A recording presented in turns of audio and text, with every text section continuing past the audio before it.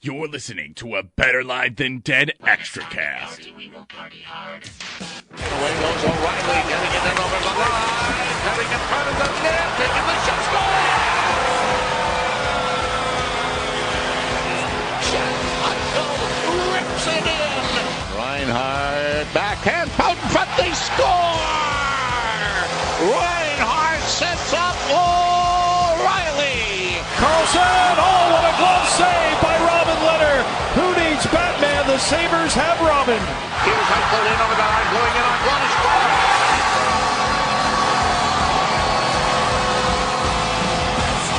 Good afternoon, friends. Welcome back to another BLTD Extracast. This one is being titled the Veseycast. First off, I got to say real quick before we jump too far into this podcast, Brayton, I know you're on the line, but I'm going to say thank you before I even introduce you. Thanks again for these awesome intros you created for us on your spare time. That's what we'll call it. Well, you know, anything to make our podcast great. I want to do my best to do my part. So thank you for giving me the shout out there. Appreciate you, sir. Make the BLTD podcast great again. On the line, first off, I'm Ryan Wolfe at Wolfe BLTD on Twitter. Joining me on the phone, Brayton Wilson. I should try that again. He is Brayton Wilson. He is at BJ Wilson WGR on Twitter. It's been a few minutes. How you doing, buddy? Oh, you know, I'm doing pretty good. Can't complain. That's a very PG answer. I appreciate that. Yeah, I know.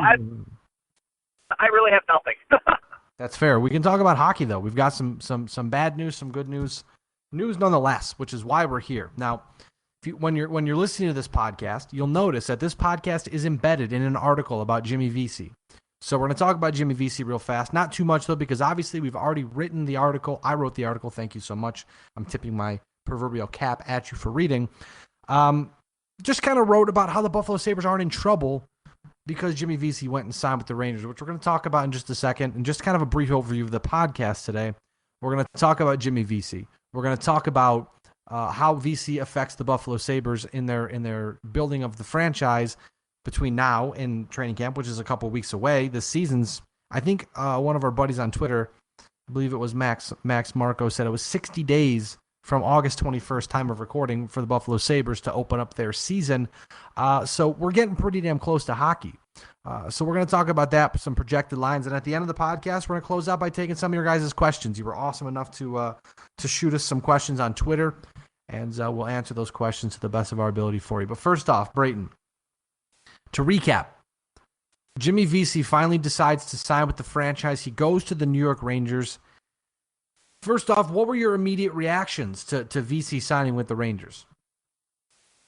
Well, I think the first thing that I was just thinking, like, well, there we go. Finally, it's all over. It's all done.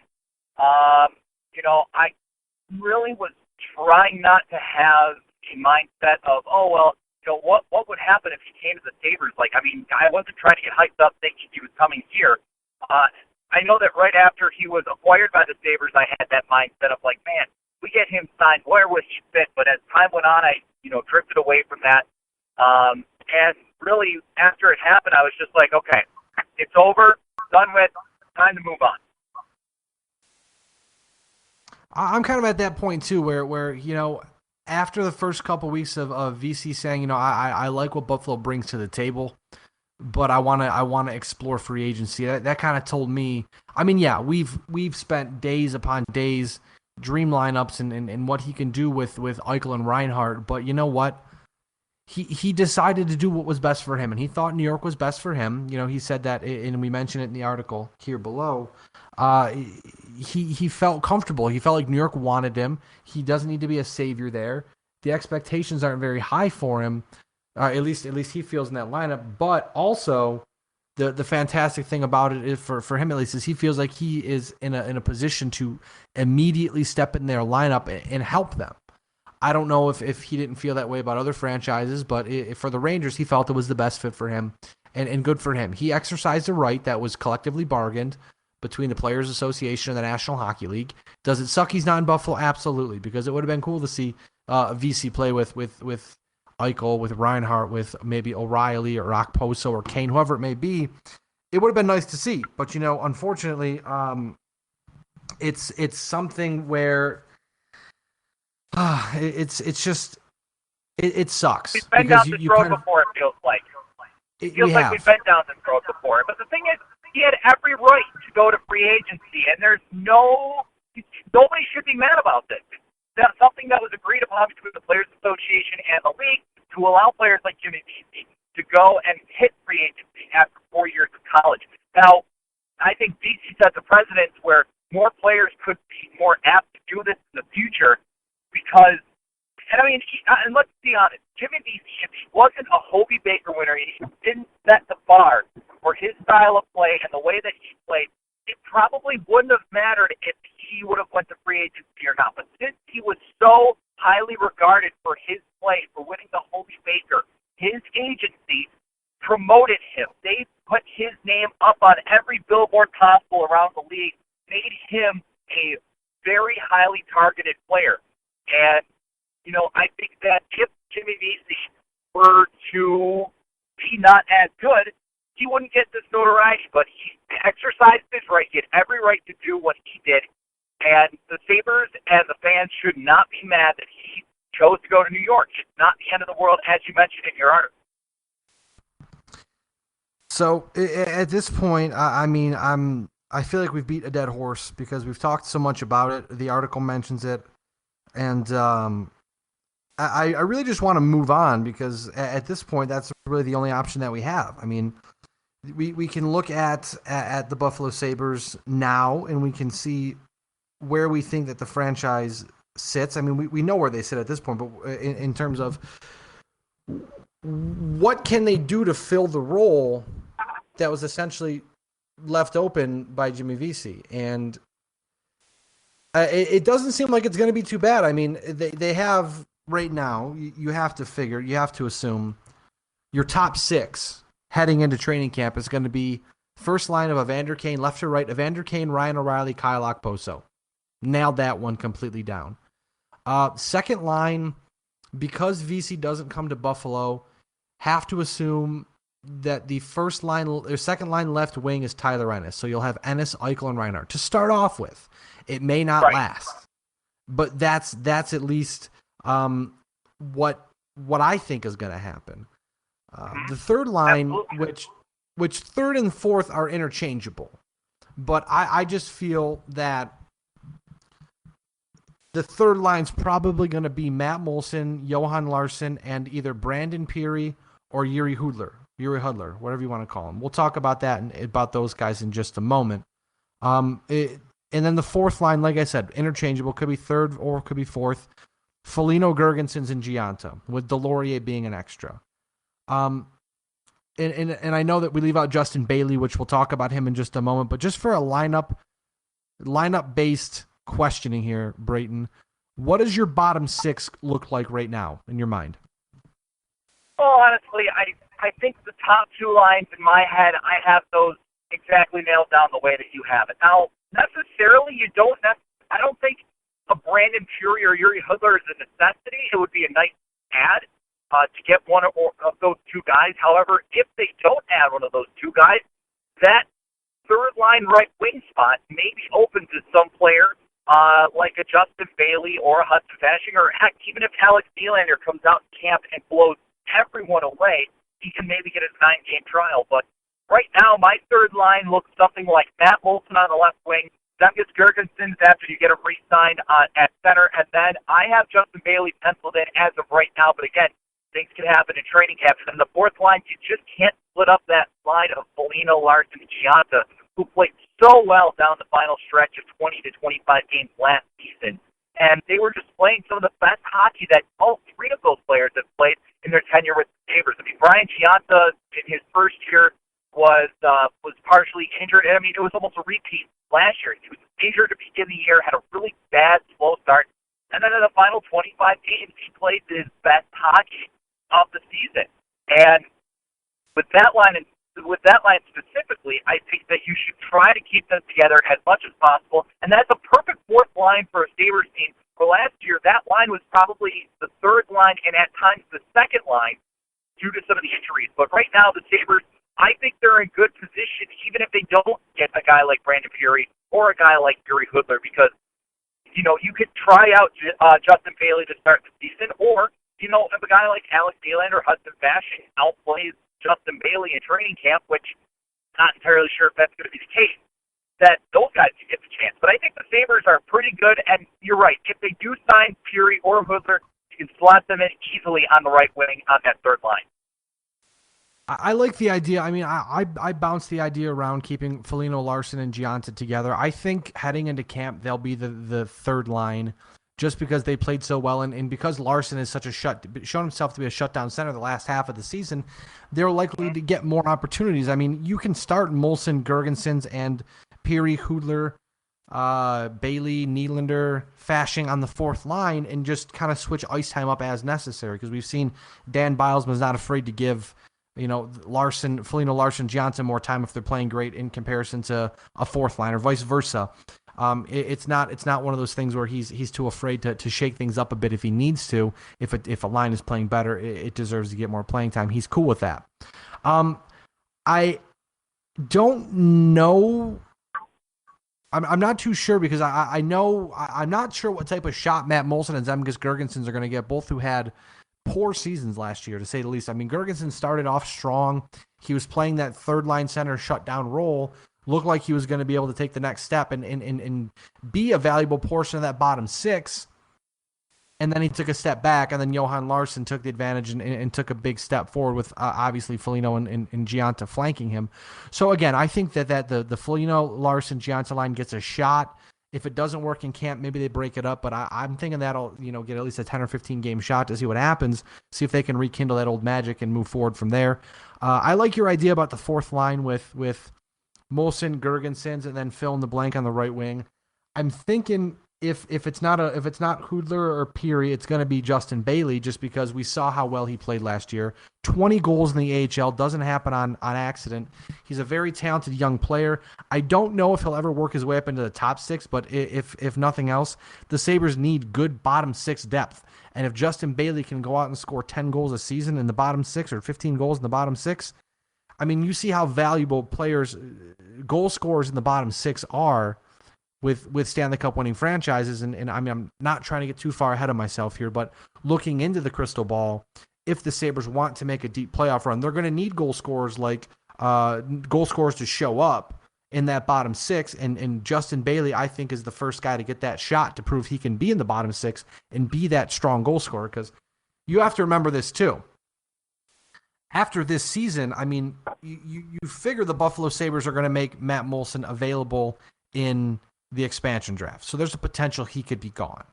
If he doesn't have a great season, he'll likely be bought out, because, again, the buyout is smaller. It's a smaller portion of a buyout after the season. So it would make more sense either make him available or buy him out. Or if he has a great season, awesome, he sticks around. But that doesn't look very likely unless he regained that step he lost. And then you've got Brian Gianta, who's got a year left, probably going to either walk or retire. So you've got two spots potentially open in that bottom six, one on the left and one on the right. And I mean, again, I'm looking way too far in the future, so I do apologize, but you get if Alex Nylander blows up in the AHL, or if Hudson Fasching has a fantastic year in the AHL, this is how you earn jobs and opportunities in the National Hockey League. Take advantage of what you have. So it's finally nice to have that competition, to look in Rochester and say, okay, look at Gianta's playing like crap, or Molson's playing terrible, or Girgensons hasn't been playing well. So they're going to scratch him, and they're going to call a guy up from Rochester, and they're going to let him take the shot now. That hasn't happened a lot in the past. Now there's the opportunity for that to happen, and I think both the Sabres and the Amherst are going to be better because of it.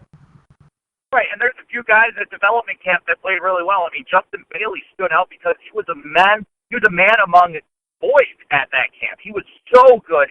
He looked like an NHL player. He had the size of an NHL player. There were a couple other guys, like William Carrier, also looked really good. Hudson Fasching at times looked pretty good, especially in the 3-on-3 tournament. I thought Fasching was playing physical. I thought he had an edge to his game, and he was playing pretty well. Even a guy like Alex Nylander, who shows that he's got some skill. He's a decent skater. I think where Nylander needs to catch up is the bulkiness. He needs to get a little bigger. He needs to play a little more physical, especially along the boards, where he might have been outmatched by some of his opponents. But Nylander, I think there's a chance that we could see him in the NHL either 9 games right away, or let's say that he decides to choose to go the AHL route this year, and then towards the end of the year, if the Sabres are in a playoff run or there's a couple of injuries, maybe Nylander gets the call up, and then maybe he pulls sort of like what Sam Bennett did in his right before his technical rookie year, where he jumps in for the Flames in the playoffs and plays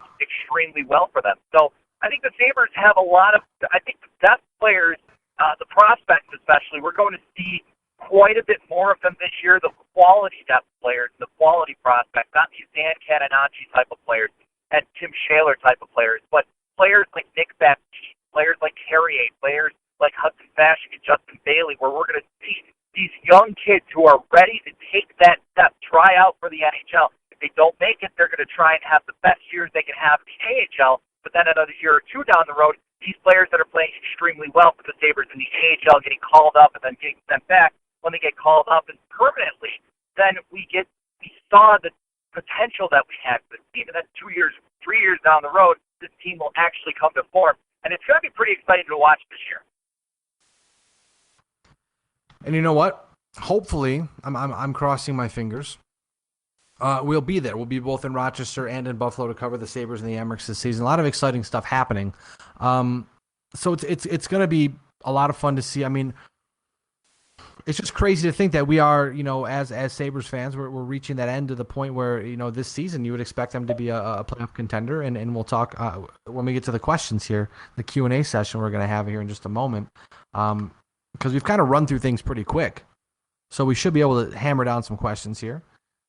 We asked on Twitter just a little while ago, anybody have any questions for us? And thankfully, some of our fantastic friends and listeners decided to chime in and ask us a few questions. So we're just going to run down the list real quick. Our good friend Jared at JXRED NHL asks, who starts on Eichel and Reinhardt's wing? He's got 2 questions. So first off, it's who starts on Eichel and Reinhardt's wing? I'll take this one real quick, and then I'll get your opinion here, Brayton. I think without a doubt, unless there's an injury, it's Tyler Ennis. There's really no other person on the roster that I think the Sabres would be able to put with those two. Maybe if Ennis gets hurt or if Ennis isn't 100% recovered, which from all accounts we've heard he should be good to go. If Ennis isn't ready to go or gets hurt, Alex Nylander.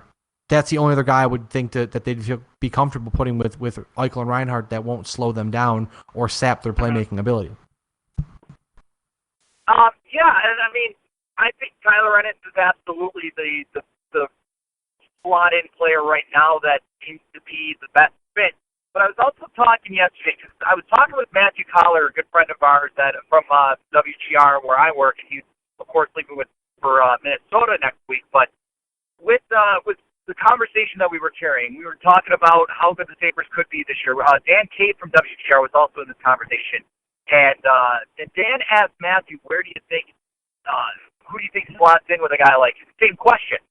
And Collar said Ennis is a good fit. He's essentially like a free agent because he missed so much last year. So that's going to be a big boost. But not only that, Ennis could fit on a line with a guy like Zemgus Girgensons and even a guy like Justin Bailey, because that line will have so much speed. And we saw from the Penguins, speed kills, and that's how they won the Stanley Cup this year. And then you could slot a guy like Matt Moulson on the second line, who has played well with Jack Eichel in the past, who has got some production. And if Matt Moulson's off-season recovery workouts or whatever he's been doing this off-season is paying off, there's a good chance that Matt Moulson could be playing super well and could get the chance to play with a guy like Eichel and Reinhardt and maybe revitalize his career. But I think Ennis will start out with, and then if not Ennis, I wouldn't argue Nylander. I just think Nylander may not be ready for the NHL right now, but Matt Moulson, certainly, I agree with Matthew on his point. He definitely would be a nice fit.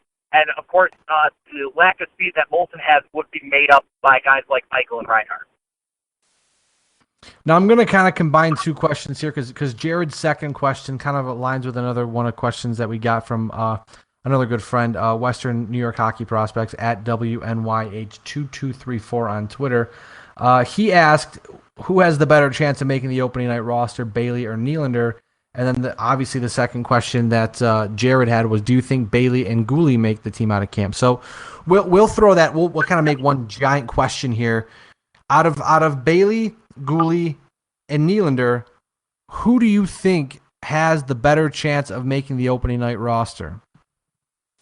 I guess I'll start with. I guess I'll go 1-2-3 system here. Honestly, I believe that Bailey, of course, has the best chance. I think he's most NHL ready of the three of them, with size, speed, and his offensive abilities. Number two, I would have to say Brendan Gooley is probably next, because he showed last year in the preseason that he has the capabilities to step into the NHL lineup and be a reliable defenseman, a smart, responsible defenseman. However, with him, I think that there need to be some sort of injury to start the year for him to get his 9 games, or even start the season, maybe play, half the season and then go back. There's still a slight chance he can maybe make the Canadian roster. I know he wasn't invited to the World Junior Camp, but if injuries happen and stuff goes down for Canada, there may be a chance that Gooley gets invited to the tryout camp in December and then makes the World Junior team. And then, of course, Alex Nylander's number 3. He just needs to get bulked up a little bit. He needs to be a little more physical, and that'll take a little bit of time. The AHL would certainly help catch up his physicality, catch up on his speed and also his size.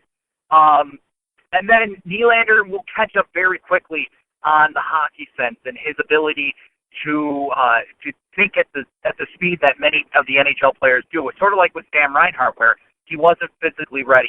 It didn't take him long to catch up to the mentality of the NHL team, but I see Alex Nylander's route being very similar to Sam Reinhart's route after he was drafted in 2014. So Bailey number 1, Gooley number 2, and then Nylander number 3. I agree with you on that one. At this point, I think that if they don't make a signing, it's going to be Bailey in the bottom 6, because it looks like he earned that shot last year, as we've talked ad nauseum at this point.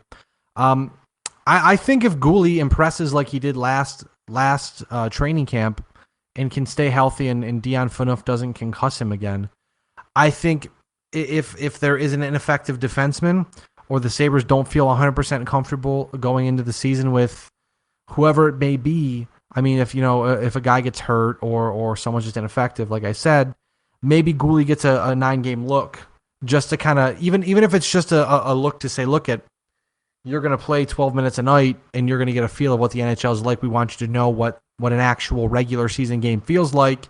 Plus, we'll get that first game out of the way to get the jitters out, so you can go back to where you came from and build off of your game. That's kind of what the Sabres did last year with Justin Bailey. They brought him up for a handful of games.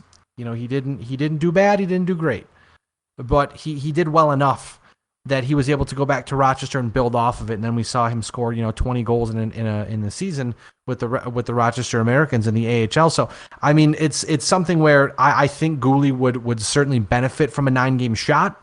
I don't know if it's possible to happen, but again, as we've seen with the Sabres, anything can happen. Anything is possible. You just have to. I don't want to hope injuries happen, but I really would like to see Gooley get a shot. And then, like you said with Nylander, I think next training camp is probably a better shot for Nylander to get a shot with the Sabres and stick. If he goes to Rochester, they can call him up whenever they want to. So maybe he does. I don't see why he wouldn't get a shot this year to at least make his debut. All that stuff. If he struggles, no. If he actually does halfway decent in Rochester, it may be hard to keep him in Rochester. So I would keep an eye on him, but I would certainly say Bailey, Gooley, and then Nylander.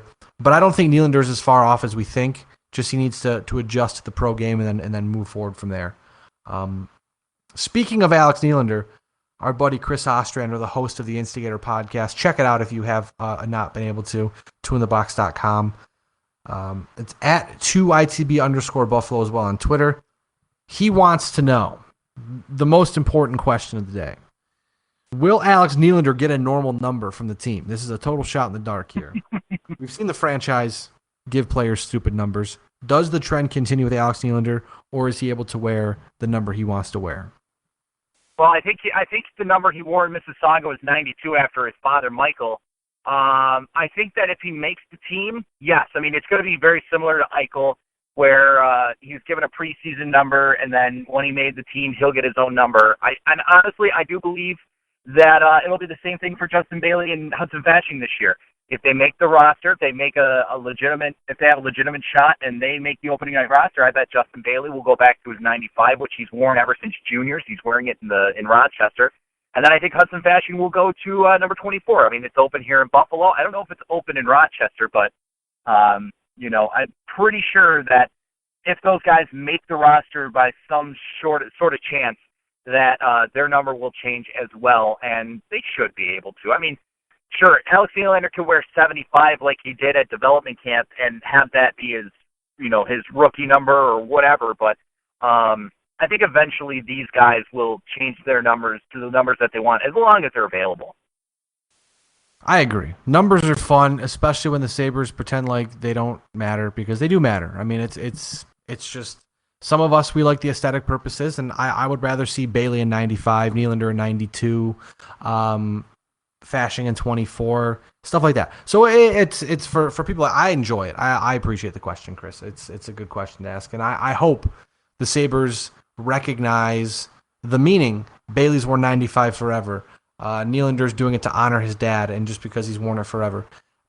Let's just make it happen. Let's just make it happen. Because I mean, it'd be cool to see Nylander wear 75 in a regular season game, but it feels like it's a joke. So let's get that taken care of before we have too many issues here. Now, our buddy Max Marco, another good friend of the podcast, at Marco, MarcoTMMOTS on the tweet bots, he asks, Peary or Hoodler, if you had to choose one, which one would you take? That's a tough one because of the fact that both players can produce nicely. I'd rather go with Brandon Peary. I know that he's more of a goal scorer than he is a point producer like Yuri Hoodler could be. But another thing that I want more out of Peary is that he's A, younger, and B, he's probably going to cost less than Yuri Hoodler, because Hoodler is likely going to want a deal that's probably 2 or 3 years, and he's probably going to want somewhere north of $2.5 million. Whereas Brandon Peary, you might be able to sign him to a 1 to 2 year deal and maybe get him for as much or less. I'm not good with cap numbers. I'm not good with anything like that, how much to value these players. But in my opinion, I think Brandon Peary, you could probably sign him for less money, less term, and that would probably be the best answer there. I saw this morning that Hoodler likely going to Vancouver, Chicago, because I'm assuming Vancouver's offering more money. Chicago's cap strapped. Either way, I would say Brandon Peary, because like you said, he's younger. I did talk to a couple people who know, have some organizational sources who said that the Sabres are intrigued by Brandon Peary, so that also could be a thing to look into as well. He's a cheap option, a bottom six player. He can score goals. Not so many assists, but he does score goals. And in this day and age, if you can score goals in the National Hockey League, you're valuable. So long story short, I'm with Brandon Peary because, again, if he's a third-line right winger, I'm cool with that. I mean, if it ends up being like Molson, Larson, Peary as the season goes on, or Gergenson's Peary, or whatever the hell it may be, I'm on the Brandon Peary train, because even like you said, you can sign him to a cheap 1 year deal or a cheap 2 year deal, probably a 1 year contract, but I'm just thinking optimistically here. But 1 year deal, get him in. If it doesn't work, see you later. Now, last question, we'll let you go on this one, Brayton. Brian Mulhern on Twitter, at Brian_MULHERN. It's spelled BRIAN, by the way, if you were not aware. He just asks the one question: what type of point jump can we expect this year? Something like last year or much lower? So I want to ask you, how many points are the Sabres going to get next season? Shoot me a number, and then we'll let you go. I think the Sabres are going to be somewhere around, I want to say they hit 90, at least 90. And then if they get more, they get more. Honestly, I think that they're going to be battling it out for the third spot in the Atlantic Division. I think that the they're arguably the third best team in the division. I mean, there's Tampa Bay, there's Florida. I think those are the two teams that are better than Buffalo. But everybody else after that, Boston, Ottawa, Toronto, Montreal, I mean, they're not really there. They're kind of slumping. They're yet to kind of turn the tables, and you know, things are going to look really different in the Atlantic Division this year. Even Detroit is kind of sliding down. So I think, personally, I think the Sabres get, I'm going to throw out a 90s number. I'm going to say 93, but don't be surprised if they get more than 93 and fight for that final spot in the Atlantic. I'm just going to say, in a nutshell, just gun to head, because why not? I think the Buffalo Sabres get at least 95 points next season. That sounds absolutely ridiculous, but then again, you have to remember, they were 7 games, essentially 7 victories out of the playoffs last season. With how inconsistent the goaltending was, how inconsistent the scoring was, they went through a bad drought there in mid-season where they were just terrible. If you can get more consistent goaltending from Robin Lehner or whoever may be in net at that point, get consistent goaltending, the goal scoring should show up because you have a lot of good young goal scorers on that team. Get 95 points. That's the bar for me. If it's any lower, I'm disappointed. If it's 93, like you said, fine. If it's 90, whatever. If it's in the 80s, you're doing something wrong. If it's above, awesome. You exceeded expectations. So I'm saying 95. Because, again, if you make too big of a jump, you're talking, President Trophy territory, and they're not anywhere near that at this point, I don't think. But they're good enough to make a strong push to the playoffs. If not, get a first round playoff matchup with someone if you're an 8 or a 7 seed. I'm cool with that. Just make the playoffs. But what I want to say, because I know, Brayton, you got to go. We're running kind of long here. I want to say thank you, everyone, for tuning in. This is the BLTD podcast. I know we're kind of cutting this off at the end, but we got things to do. So real quick, want to send a shout out to our friend Matthew Collar. It's been fun, Matt. Best of luck in Minnesota. I know we'll talk soon about the Vikings, about the Sabres as well. Brayton, thank you for joining us today. At BJ Wilson WGR. I am at Wolfe BLTD on Twitter. Check out BLTD Sports at BLTD Sports on Twitter.